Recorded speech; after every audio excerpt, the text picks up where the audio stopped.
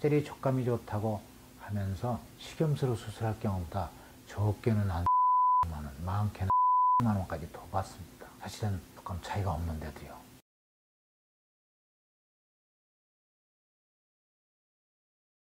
여러분들, 고형물은 한두 달이나 한 해, 두 해 정도만 두는 게 아니죠. 우리 몸에 영원히 같이 있어야 할 것입니다. 살아있는 동안. 첫째로는 무엇보다도 안정성이 중요하다고 말씀을 몇 번을 강조해도 부족하지 않을 거예요. 식염수에 대한 또 잘못된 편견이나 오해를 풀으셨으면 좋겠습니다. 지금까지 식염수 보형물과 코젤의 보형물에 대해서 비교 설명도 하고 오해와 진실에 대한 규명도 했는데, 다시 한번 코젤 보형물과 식염수 보형물에 대해서 요약해서 장단점을 비교해 드리도록 하겠습니다. 우선 부영구축 확률만 비교해봐도 코젤은 식염수보다 높은 걸로 나와 있습니다. 식염수는 1% 안팎밖에 안 되는데 코젤은 적게는 9%, 많게는 한 수술 6년이면 14%까지 올라간다고 그러죠. 재수술 확률도 식염수는 2% 이하인데 코젤은 심지어는 수술 후 6년에 28%까지 나타나고 있습니다. 그 다음에 흉터는 코젤은 식염수로 하는 것보다 길 수밖에 없죠. 원래 크기가 있으니까요. 식염수는 흉터가 굉장히 얇게 해도 됩니다. 왜냐하면 둘둘 말아서 주머니만 집어넣으면 되니까요. 새끼손가락 굵기만 되겠습니다. 특히 배꼽으로 할 경우에는 더욱더 흉터 걱정을 안 해도 되겠죠. 또 통증도 코젤로 하는 것보다 식염수가 적다고 볼 수 있겠습니다. 왜냐하면 삽입을 할 때 작은 절개선만 통해서 식염수는 가능하기 때문에 조직 손상이 적겠죠. 회복도도 배꼽으로 하게 되면 회복이 빠르다는 건 여러분들 잘 알고 계시겠고, 그 다음에 짝가슴 교정할 경우에 생리식염수는 미세하게 양을 조절할 수가 있어서 교정이 훨씬 더 정밀하게 될 수가 있겠지만, 코젤은 사이즈가 이미 정해져 있기 때문에 미세한 교정까지는 어려운 편입니다. 그리고 만약에 보형물이 터졌을 경우에는 식염수는 100% 완전 제거가 가능하죠. 코젤은 절대 완전 제거가 되지 않습니다. 터져나와서 주위 조직과 반응하고 있는 이 코젤을 제거하려면 코젤이 묻어있는 살까지 같이 잘라내야 돼요. 그래서 굉장히 완전 제거가 어렵다고 보면 되겠습니다. 만약에 재수술이 필요할 경우에는 식염수는 다시 배꼽으로도 얼마든지 가능합니다. 근데 코젤은 좀 배꼽으로 하기가 좀 어렵겠죠. 가슴 밑선이나 아니면 겨드랑이나 이런 데를 다시 이용할 수밖에 없어요. 굉장히 아프지 않습니까? 회복도 더디고. 촉감, 코젤이 촉감이 좋다고 자꾸 떠드는데 식염수나 코젤이나 촉감에 차이가 없습니다. 안정성은 식염수는 100% 안전하지만 코젤은 여전히 실리콘 젤이라는 인체의 안정성이 아직 확인이 안 된 상태죠. 수술 후 검사가 어느 정도 필요하느냐?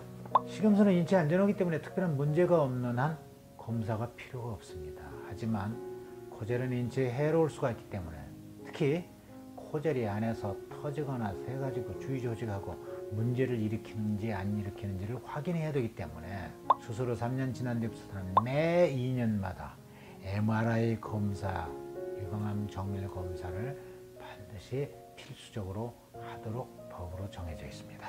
식약청 보고 의무. 식염수는 인체 안전하기 때문에 누구누구가 언제 수술했다는 보고를 할 필요가 없습니다. 많은 코젤로 수술하는 환자는 그 환자의 모든 인적사항을 따로 보존해서 기록해뒀다가 식약청의 요구 시에는 반드시 보고를 하도록 되어 있습니다. 만약 보고 안 하면 이게 걸리게 되겠죠. 또 식염수 보형물로 배꼽을 통해서 수술하셨을 경우에는 피주머니를 착용할 필요가 없습니다. 왜냐하면 조직 손상도 적고 아주 가느다랗게 해서 집어넣기 때문에 출혈이 거의 없어요. 몇 방울밖에 안 나옵니다. 그러나 코젤로 수술했을 경우에는 절개선도 넓고 또 겨드랑이나 유륜이나 밑선으로 수술하기 때문에 피주머니를 차는 경우가 대단히 많습니다. 수술 후의 마사지는 어떠냐? 마사지 상당히 수술한 뒤에 귀찮죠. 왜 마사지를 하느냐? 첫째, 보형물이 놓인 공간이 좁으면 촉감이 좀 떨어지겠죠. 그런데 우리 배꼽 가슴 성형술은 보형물이 놓이는 공간을 얼마든지 크게 잘 만들 수가 있습니다. 왜냐하면 배꼽을 통해서 하게 되면 안에 있는 일부 근육들 박리가 굉장히 쉽습니다. 그러나 겨드랑이나 유린이나 밑선으로 수술하게 하면서 코젤을 사용하게 되면 보형물을 놓이는 공간을 크게 만들 수가 없어요. 그래서 마사지를 반드시 권유를 하죠. 다음에 수술 시간에 있어서 식염수 보형물을 배꼽으로 하게 되면 30분이 채 안 걸려요. 사실 수술하는 시간은 20분도 채 안 걸립니다. 물론 앞에 준비하고 뒤에 마무리하는 시간이 좀 붙어서 그렇지. 하지만 코젤로 수술을 하게 되면 적어도 1시간, 1시간 반, 2시간 넘어가지도 걸릴 수가 있습니다. 다음에 마취 방법.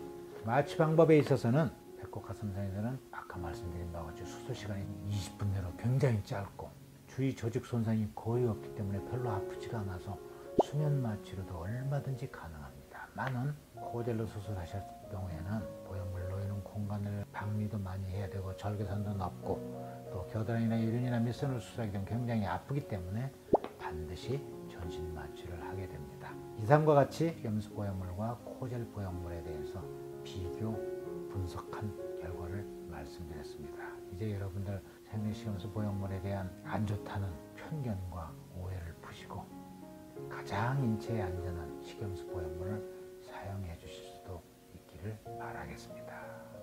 지금까지 생리식염수 보형물과 코젤에 대해서 제가 자세히 비교 설명까지 드렸는데, 그런데 왜 주위에서 코젤이 좋다고 코젤을 많이 사용하고, 특히 병원이나 이런 여러 의료인들이 코젤을 권하는 걸 많이 봤을 겁니다.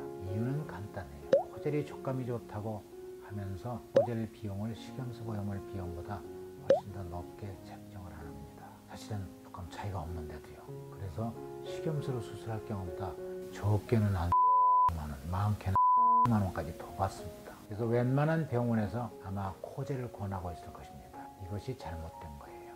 또 하나 중요한 사항을 하나 더 말씀드리면, 텍스처 보형물이 ALCL이라는 인체의 희귀암을 발생시킨다는 보고가 잇따르면서 텍스처 보형물이 사용이 중지가 됐죠. 그러니까 또 이제는 어떤 대세로 가느냐, 마이크로 텍스처란 말 들어보셨나요? 이제 마이크로 텍스처 보형물이 좋은 것이다 라고, 이건 실리콘 보형물이죠. 이 보형물이 나왔어요.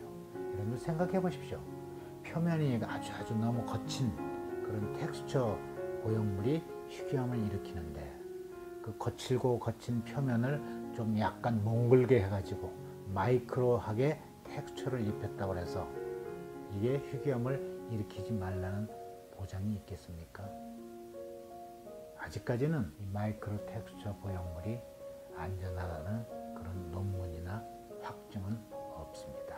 따라서 여러분들 마이크로 텍스처 보형물을 사용하시려거든 반드시 그러한 의문점을 가슴에 품고 결정을 하셔야 될 것입니다.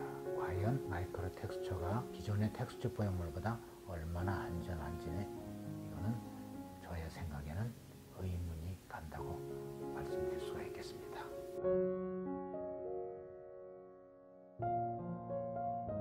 가슴 임신했을 때 트는 살은 호르몬 영향도 있고 너무 이렇게 커지니까 피부 근섬유가 터져서 나오는 건데, 이거는 이렇게 하지 않는 한은, 항아리만하게 하지 않는 한은 이런 정도 갖고는 튼 살이 생길 수가 없어요.